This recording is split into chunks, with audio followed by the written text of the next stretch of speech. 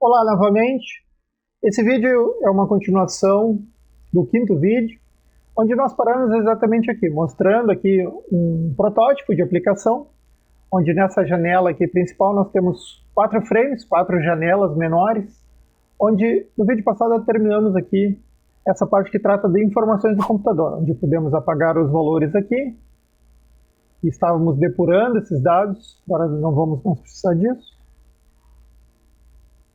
E buscando valores, né? Buscando os valores aqui que a gente está trazendo da CPU. Temperatura, carga, enfim, da CPU. Tá? Então isso que nós fizemos, depois mostramos a leitura contínua, onde ele fica tendo continuamente informações do nosso sistema, e fizemos uma parada aqui, colocando um destaque aqui em vermelho, onde o sistema está parado. Aí liberamos novamente e podemos continuar as leituras contínuas. Tá? Isso é o que nós fizemos no último vídeo. E a intenção desses vídeos, para quem está chegando agora, é mostrar que pequenos scripts, pequenas automações que agilizam muito o seu dia, já que você não pode ter mais de 24 horas por dia, mas você pode automatizar tarefas repetitivas no seu dia a dia, podem ajudar muito a ser mais eficiente, a ter mais resultados com menos esforço. Então essa é a intenção. Hoje eu vou começar então a falar sobre gráficos, se der tempo falarei sobre gravações e leituras, inclusive em banco de dados. Então aqui, ó, na parte de gráficos, o que nós temos aqui? Eu coloquei aqui que nós podemos coletar informações de 3, 5 ou 10 segundos. Tá?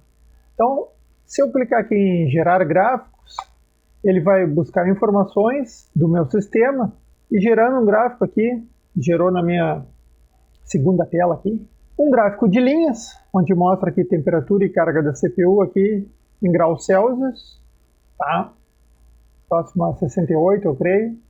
E aqui a carga da CPU começa em menos de 10% e chega aqui a 30%. Tá? Então, é isso que as legendas mostram, temperatura em azul e carga em vermelho. Então, eu fiz aqui 3 leituras. 1, 2, 3 leituras. Agora, vamos supor que eu colocasse 5 leituras aqui. Então, eu vou estar gerando o gráfico agora para 5 leituras. Então, olha só, já deu bastante diferença. A temperatura não muda muito, porque como eu expliquei no vídeo passado, é um fenômeno físico mais lento. Né? Então, alterar a temperatura, transferência de energia, não é tão rápido assim. Agora, a parte da energia elétrica, sim, o circuito, a CPU, ela funciona muito rápido, megahertz. Então, ela pode oscilar muito a carga de uma CPU rapidamente. Então, das 5 leituras aqui, né, 1, 2, 3, 4, 5, deu uma diferença bem grande, que eu mostro em colunas também para você poder acompanhar. Tá? Esse gráfico você pode deixar maior. Aqui a gente usou o Matplotlib para gerar isso. E o máximo que eu criei nessa minha listinha aqui são 10 leituras, né? Simulando ali 10 segundos, uma leitura por segundo. Então ele vai estar fazendo essa leitura, ele está colocando o gráfico aqui no meu primeiro monitor, eu tenho que arrastar aqui para vocês poderem ver. Essa aqui, ó. Então agora já deu uma variação bastante grande. Dá a temperatura um pouquinho, mas na CPU bastante, né? Para vocês acompanharem aí o que acontece. Então valeria a pena olhar esse código ocorrendo, né? Então vamos lá. Primeiro, eu vou parar essa depuração aqui, parar esse código. Tá? Eu vou desabilitar todos os pontos de parada. E vou buscar aquele botão de gráfico. Então eu vou buscar aqui no código, onde estão sendo gerados os meus gráficos. Então aqui, ó, gerar gráficos. Ele gera listas e depois gera gráficos. Vamos colocar um breakpoint aqui. Ó. Pronto. Agora, se eu rodar aqui depurando o arquivo Python, ele vai rodar até aquele momento ali onde ele vai gerar a lista. Então, vamos aguardar um pouquinho. E aí vamos gerar os gráficos aqui. Ele vai parar exatamente ali, onde está ali, ó. Ele vai gerar as listas. Listas, eu digo, é as listas para a geração dos gráficos. Né? Então, eu aperto F11 aqui, eu entro para dentro dela. E aqui, ó, vocês vão ver que ele usa um recurso, tá, que é o regex. Regex são expressões regulares. Tá? Porque ao invés de colocar uma série de artifícios aqui para descobrir os números que estão dentro das strings, dentro dos textos, por exemplo, aqui eu quero buscar só os números aqui de temperatura. Então se tem 1 aqui, tem várias letras ali, e lá pelas tantas tem temperatura do pacote ali, 76, do empacotamento. Temperatura do primeiro núcleo, 71. Temperatura do segundo núcleo, 73. Se eu quiser só esses inteiros, 76, 71 e 73, eu vou ter que buscar essas informações de alguma forma. Então eu teria que tratar esse texto para buscar essas informações.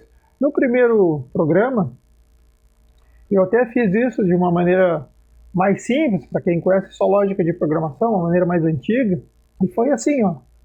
Tive que buscar o início, onde encontrava o parênteses, aí marquei como início, i. Depois coloquei o F aqui como final, onde termina os parênteses. Vamos ampliar um pouquinho para vocês verem aqui. Tá? Então era onde iniciava e onde terminava. Então. Onde iniciava e onde terminava. O I de início e F de fim. E aí encontrava um, depois encontrava outro. Aí fui fazendo isso várias vezes. Bastante ineficiente esse código, com uma lógica mais simples para quem não gosta muito de programação. Mas é bom você saber que há expressões que simplificam bastante. Por exemplo, eu posso dizer que eu quero buscar somente os dígitos que estão numa string, numa frase, num texto. Aí se ele buscar só os dígitos, é o contrabarra D. Aí ele só vai trazer os números. Que é exatamente os números que estão aqui, né? Onde é que são os números? Os números estão aqui, ó. Nessa string aqui, ó. Ah, tem muitas letras, alguns símbolos, né, 2 pontos, por exemplo, o pipe aqui, que é essa barra na vertical. E lá pelas tantas tem o número, ó, 76, 71 e 73. Então são esses carinhas aí, são exatamente esses carinhas aí que eu quero buscar. Esses aqui que me interessam. O resto não interessa. 76, 71, 73. Para buscar os três de uma maneira direta, é só colocar esse contrabarra D e pedir para ele, para o Python fazer essa distinção. Então ele vai encontrar todos, o find all aqui, né? Todos os elementos aqui no texto, né? No label, no caso, que contém dígitos, né? E depois ele monta uma lista de índices para saber que são quantas leituras vão ser. Vão ser 3, vão ser 5 ou vão ser 10. Aí conforme o que eu solicitei ali no programa, ele vai fazer, tá? O número de vezes que eu solicitei. Então vamos rodar F5 de novo, porque eu acho que eu não marquei nenhum período, né? Então vamos marcar 3 aqui. Então só se tiver. Tá. Então ele vai entrar de novo ali. Aí aqui ele vai começar a rodar. Agora 3. Então ele vai fazer isso. E aqui eu posso ver as variáveis. Por exemplo, eu poderia colocar T e T-label. Vamos apagar essas anteriores aqui. O app vamos deixar. Vamos colocar T e T underline label. Então estou rodando linha aqui, para vocês poderem ver. Ó. Por exemplo, o T não existe, né? Agora ele existe, está vazio. Depois ele vai montar o T-label, ó, tempo em 3 segundos, que é todo aquele texto. Né? E depois ele vai montar em T o número de vezes que aparece. Aparece 3 elementos, né? Em find all. Apareceu 3 vezes, claro, né? Ele encontra a temperatura do agregado da CPU, a temperatura do núcleo 1, a temperatura do núcleo 2. É o que aparece no sistema aqui, né? Ó, são 76, né? 76, o 71 e o 73. Então ele encontra 3 elementos. Tá? Aí, F11 de novo, tá? Ele vai fazer uma lista aqui. E agora de 0 a 2, né? 0, 1, 2 são 3 elementos. Ele vai pegar os valores. Então vamos rodar até aqui esse outro breakpoint aqui. Pulei então aquele anterior. Vai jogar nessas listas aqui os 3 elementos. No caso eu coloquei 3 elementos. Então vou rodar de novo aqui. Eu não quero que ele entre dentro de pegar a lista, porque é muita informação. Vai rodar de novo aqui mais uma vez. Bom, agora ele terminou a lista. Vai para outra lista. Tá? essa lista aqui, ó, 0, 1, 2, são 3 elementos, né, na lista. Aí ele vai rodar de novo. Agora ele vai buscar os valores de temperatura. O que nos interessa é esse aqui, ó, self, temperatura do pacote. Então vamos colocar ela aqui, uma variável a ser buscada, né? Então, inicialmente ele está vazia, claro, está começando agora, né? Mas logo a seguir, ó, você vai ver que ele já buscou 67, que é um dos valores que foi lido, tá? 67 aqui, é o do núcleo 2.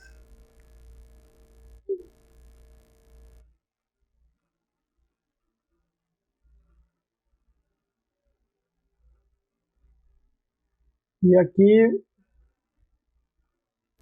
vamos buscar esse outro valor aqui.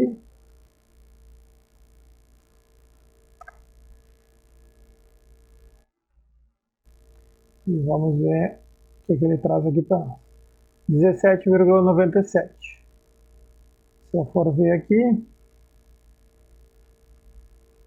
17,97. Então eles têm que estar exatamente iguais aqui, né? Então, do pacote é o 0, aqui na temperatura, depois o core 1 e o core 2. E aí, na CPU é core 1, CPU total e core 2. Agora corrigir a sequência ali, estava faltando um detalhe. O que acontece aqui? Vamos mostrar. A distância tá bom. O package que me interessa está na posição 0. Então ele aqui, ó, a temperatura aparece na posição 0. É o primeiro termo, né? Termo 0. Quer dizer, vai 0, 1, 2. São 3 termos, né? Começa em 0. E no caso da carga da CPU, o que me interessa é a carga total. CPU total está na posição 1, que é essa aqui. É o segundo termo. Então, termo 1, que começa em 0. 0, 1 e 2. Né? São 3 termos. E aí sim, com isso eu consigo armazenar os valores nas posições corretas agora e criar essas listas, né? Por exemplo, aqui, ó, crio a lista com o valor 70.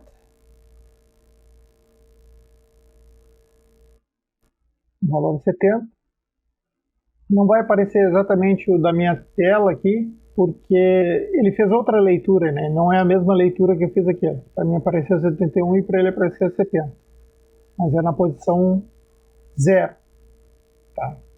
E a seguir ali ele vai colocar essa CPU total, ele vai colocar como 1602. Não é nada parecido com a minha, porque ele fez outra leitura. E nesse outro momento a CPU estava com uma carga diferente da inicial. Então ele vai fazer isso quantas vezes? A lista tem 3 elementos, né? Aqui o N está em 1, ele vai fazer mais essa vez. Mais uma vez, agora o N em 2, né? Que é o último elemento da lista. E ele vai sair fora. Vai sair fora do fora e vai continuar aqui, né? E se já gerou as listas, ele vai plotar o gráfico. Para plotar o gráfico, eu uso o Matplotlib, que é uma biblioteca que tem, muito poderosa, do Python para gráficos, Matplotlib. Aí ele vai começar a preparar, então, as informações aqui, ó. Veja que ele começa a construir a figura aqui, ó. Conforme eu avanço aqui, ó. Por exemplo, F11, e vai colocando as listas. Ó, já colocou a primeira plotagem, LTPAC. A primeira, né? Mas sem legenda, sem nada. O que ele faz agora? Agora ele vai colocar a carga, olha ali, ó.